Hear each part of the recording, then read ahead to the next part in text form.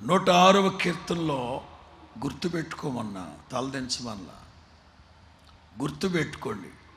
106వ కీర్తనలో దేవుడు తన ప్రజల కోసం గొప్ప కార్యాలు, ఘనకార్యాలు జరిగించేవారు. వాళ్ళు వాటిని అనుభవించేవాళ్ళు. వెంటనే మర్చిపోదీరి, వెంటనే మర్చిపోయారు. ఆ తర్వాత చదువుకుంటూ వస్తే అయినను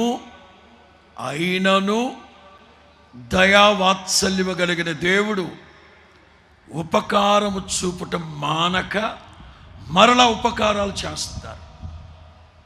అక్కడ 2 టర్మినాలజీస్ ఉంటాయి. ఒకటి, వారు గ్రహించలేదు. 2, వాళ్ళకి జ్ఞాపకము లేదు.